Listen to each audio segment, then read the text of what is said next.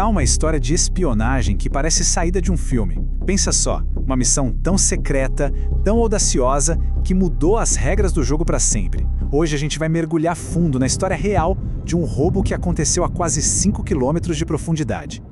Estamos em 1974, bem no meio do Oceano Pacífico. E lá está ele, um navio gigantesco, o Hughes Glomar Explorer. A história que todo mundo conhecia era que ele estava ali para uma operação de mineração em águas profundas. Só que a verdade era algo que ninguém podia sequer imaginar. Afinal, o que esse navio gigante estava realmente fazendo ali tão longe de tudo? Para a gente entender essa história, a gente precisa voltar um pouquinho no tempo, para o auge da Guerra Fria, quando um segredo soviético simplesmente afundou no oceano. E aqui começa a nossa primeira parte, o mistério no Pacífico. Porque tudo isso não começa com um navio, mas com algo que desapareceu nas profundezas do mar. Um submarino soviético. Olha só, em 1968, o submarino soviético K-129, que estava carregado com mísseis nucleares, simplesmente some do mapa. A Marinha Soviética, claro, entra em desespero. Eles lançam uma busca frenética, gigantesca, com dezenas de navios, aviões, mas nada. Não encontram absolutamente nada. O submarino vira uma lenda, um verdadeiro fantasma no oceano. Mas veja bem, não era um fantasma qualquer. Lá dentro do K-129 tinha mísseis nucleares, torpedos e o mais importante, o prêmio máximo para qualquer espião americano, os livros de códigos secretos da União Soviética. Era basicamente a chave para decifrar toda a comunicação naval do inimigo. E enquanto os soviéticos procuravam na superfície, os americanos estavam, literalmente, escutando o fundo do mar. Eles tinham uma rede secreta de microfones subaquáticos chamada SOSUS, que captou o som exato da implosão do submarino.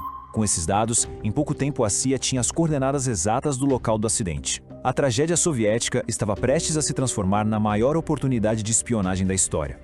E com a localização em mãos, a CIA deu sinal verde para uma das missões mais inacreditáveis já concebidas, o projeto Azorian. O plano era tão ousado que soava como pura ficção científica. O submarino estava a 4.900 metros de profundidade, quase 5 quilômetros. Para ter uma ideia, isso é mais ou menos empilhar uns 13 prédios do Empire State um em cima do outro. Ninguém, nunca, tinha sequer tentado resgatar algo tão fundo. A pressão lá embaixo é esmagadora, a escuridão é absoluta. Era um desafio de engenharia que parecia impossível. Então, o objetivo era esse. A CIA decidiu que ia simplesmente içar um submarino de 2.000 toneladas do fundo do oceano, bem debaixo do nariz dos soviéticos e sem que ninguém no mundo percebesse. Mas como fazer uma operação dessas em segredo total? Bom, criando o disfarce perfeito. A CIA fez uma parceria com o bilionário excêntrico Howard Hughes. A história contada para o mundo era que o navio dele, o Glomar Explorer, estava só fazendo uma pesquisa para minerar o fundo do mar. Era uma fachada genial para a maior operação de resgate da história. E o custo disso tudo?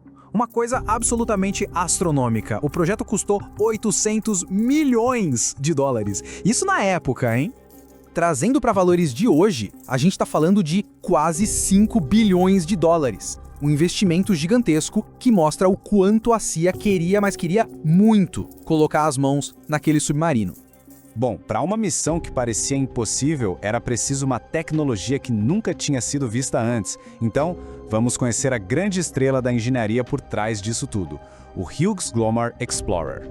O Glomar Explorer não era um navio comum, de jeito nenhum. Era uma máquina de resgate única, projetada do zero com um único propósito em mente: puxar o K-129 do fundo do oceano. E as inovações dele eram incríveis. Tinha um piso que se abria para o mar, tipo uma piscina lunar, para esconder toda a operação de satélites espiões e navios curiosos. Tinha também uma plataforma interna que se movia para anular o balanço das ondas. E claro, a peça principal, uma garra mecânica gigante que foi apelidada de Agarra, projetada especificamente para agarrar e levantar o submarino inteiro. E essas imagens dão uma noção da escala absurda de tudo. À esquerda, a gente vê a plataforma estabilizadora sendo instalada. E à direita, as estruturas enormes que iriam receber o submarino dentro do navio. A engenharia por trás disso era simplesmente colossal.